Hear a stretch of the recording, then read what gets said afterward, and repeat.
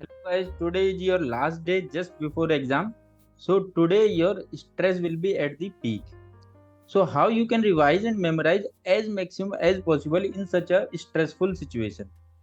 So first of all, you can first of all you can make a checklist for topics of tomorrow's exam like this, which I have sent you yesterday in the group. तो paper one में हम देखते हैं कि कल के अगर paper one में मैक्सिमम टॉपिक्स ये हैं जो कि एग्जाम में पूछे जाने। ठीक है, तो इनमें से जो मैक्सिमम क्वेश्चंस आएंगे वो इन दो टॉपिक्स पे आएंगे, that is anatomy and physiology, optics and refraction. तो anatomy and physiology, optics and refraction at least 80 to 85% questions जो कल के पेपर वन में आएंगे वो इनसे होंगे। ठीक है, इनमें भी अगर आप देखेंगे एनाटॉमी एंड फिजियोलॉजी से 50 to 55% आएंगे, और ऑप्टिक्स रिफ्रैक्शन इंस्ट्रूमेंट से 30 to 35% क्वेश्चन होंगे जो ऑप्टिक्स एंड रिफ्रैक्शन से आएंगे। तो आपने करना क्या है, आज 5 to 6 आवर्स कम से कम रिवीजन के लिए देना है एनाटॉमी एंड फिजियोलॉजी को, और 3 to 4 आवर्स आपने कम से कम देना है रिवीजन के लिए। 3 to 4 आवर्स देने हैं आपने कम से कम ऑप्टिक्स रिफ्रैक्शन के लिए। ठीक है, और बाकी remaining time you can give to the rest of the topic. Remaining time you can give to the rest of the topic. ठीक है, तो as I have told you many times that DNB theory exam or any PG theory exam is nothing but the game of time only। तो exam में आपके पास एक question के लिए केवल 20 मिनट्स होंगे। कैसे 20 मिनट्स होंगे? मैक्सिमम क्वेश्चन 10 लॉन्ग क्वेश्चंस रहते हैं जिसके लिए मैक्सिमम टाइम अलॉटेड रहता है 3 आवर्स। तो एक क्वेश्चन के लिए लगभग 18 मिनट्स के आसपास होता है। तो राउंड ऑफ में हम देखें तो 20 मिनट्स हैं आपके पास मिनिमम, किसके लिए मैक्सिमम, किसके लिए, एक क्वेश्चन के लिए। तो आपने आज उतना ही रिवाइज करना है जितना आप 20 मिनट्स में रेसिप्रोकेट कर पाए, 20 मिनट में रेसिप्रोकेट कर पाए, उतना ही आपने क्या करना है, रिवाइज करना है।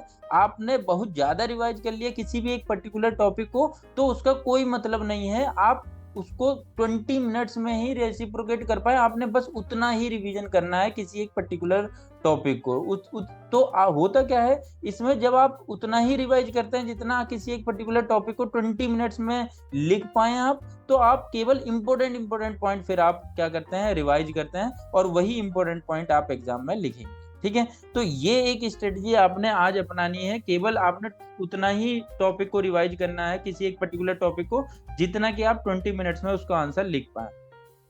इसके बाद आपने आज डायग्राम की प्रैक्टिस नहीं करनी है। जैसा कि मैं हमेशा बोलता हूं कि डायग्राम की जितनी ज्यादा है प्रैक्टिस करनी है, लेकिन आज मैं आप लोगों को ये बता रहा हूं कि आज आपने डायग्राम प्रैक्टिस नहीं करनी है। तो क्या करना है फिर, डायग्राम को आपने 10 to 15 सेकंड के लिए इस तरह से देखना है, इस तरह से ऑब्जर्व करना है, ताकि आपके माइंड में इसकी एक इमेज बन जाए, एक इसका माइंड में फोटोग्राफिक मेमोरी बन जाए इसकी। इस तरह से आपने इसको ऑब्जर्व करना है, किसी भी डायग्राम को जो आपने अभी तक प्रैक्टिस किए हैं उनको इस तरह से ऑब्जर्व करना है 10 to 15 सेकंड के लिए, ताकि आपके दिमाग में एक फोटोग्राफिक मेमोरी बन जाए इसकी, और वो फोटोग्राफिक मेमोरी एग्जाम में आपके लिए काम आएगी। ठीक है, तो ये याद रखना है, आपने इसको ऑब्जर्व करना है कम से कम 10 to 15 सेकंड के लिए हर डायग्राम को, ताकि फोटोग्राफिक मेमोरी यहाँ पे आपकी काम आए एग्जाम में। ठीक है, तो अब देखो यहाँ पे एक प्रॉब्लम ये है कि इतने कम समय में इतना ज्यादा रिवाइज कैसे करें।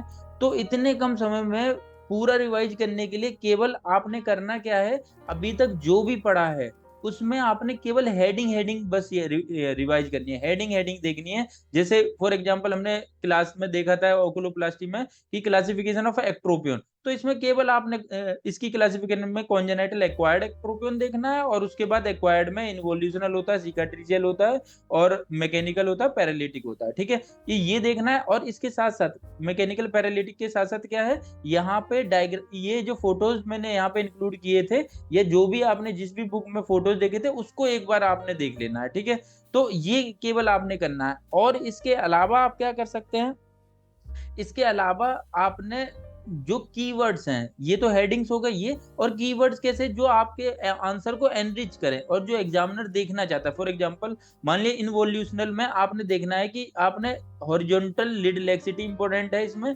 मीडियल कैंथल टेंडन लेक्सिटी इंपॉर्टेंट है, और लेटरल कैंथल टेंडन लेक्सिटी इंपॉर्टेंट है।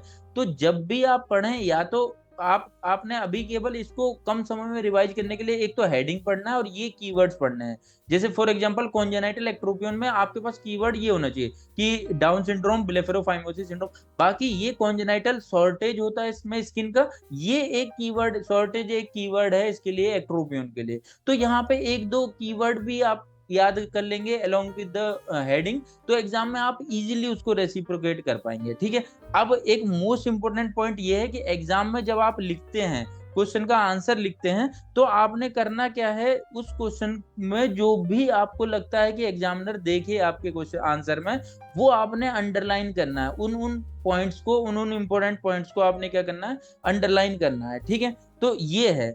अब देखो यहाँ पे आपने अगर आंसर में ज्यादा से ज्यादा डायग्राम्स इंक्लूड करने हैं, मैंने बताया आपने बनाने हैं वहां पे, लेकिन उन डायग्राम्स को याद रखना 3 to 4 मिनट्स में ही बनाना है, चाहे इससे ज्यादा एक्सटेंड नहीं करना है, क्योंकि आपका कोई ना कोई क्वेश्चन छूट जाएगा अगर इससे ज्यादा आप टाइम लेते हैं किसी एक पर्टिकुलर डायग्राम को बनाने के लिए। ठीक है, लेकिन अगर आपके पास शॉर्टेज ऑफ टाइम पड़ रहा है, शॉर्टेज ऑफ टाइम पड़ रहा है, तो आपने करना क्या है, आपने फिर पेंसिल यूज नहीं करनी, आपने पेन से ही एक रफ डायग्राम बना देना, वो मोर देन सफिशियंट है उस पर्टिकुलर टाइम पीरियड के लिए। तो आपने शॉर्टेज ऑफ टाइम में ये फंडा अपनाना है कि उसको क्या करना है, आपने जल्दी से पेन से ही उसका एक डायग्राम बना देना है, रफ डायग्राम आपने बनाना है।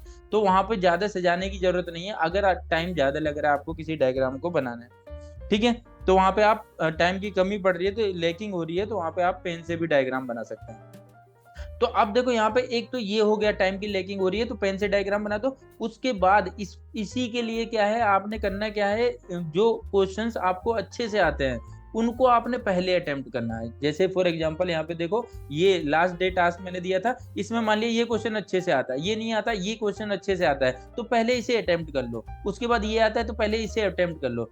लेकिन एक चीज याद रखना, आपको कोई भी क्वेश्चन कितना भी अच्छे से आता हो, आपने 25 मिनट से ज्यादा किसी भी, चाहे वो आपको कितने भी अच्छी तरीके से वो याद है कि मेमोराइज है, आप लिख सकते हैं, फिर भी आपने 20 मिनट से ज्यादा उसको नहीं देना है। नहीं तो इसकी वजह से अगर कोई दूसरा क्वेश्चन छूट गया, तो इस केस में क्या होगा, आपके जो मार्क्स का लॉस होगा ये क्वेश्चन छोड़ने की वजह से, वो ये वाला क्वेश्चन अगर आप ज्यादा भी लिख देंगे, 30 to 35 मिनट लिख देंगे, तो ये इसकी मार्क्स को कंपनसेट नहीं कर पाएगा।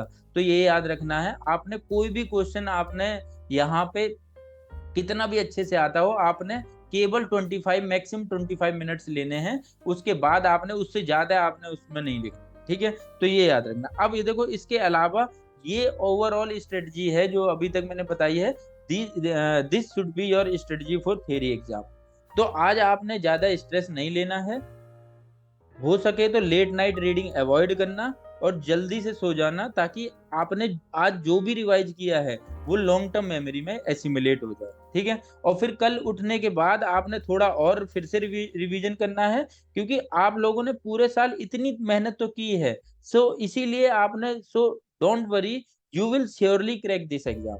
ठीक है, if you have any doubt you can call me और message me personally, I will try to resolve your all the problems as early as possible. ठीक है, so all the best for your exams. Thank you.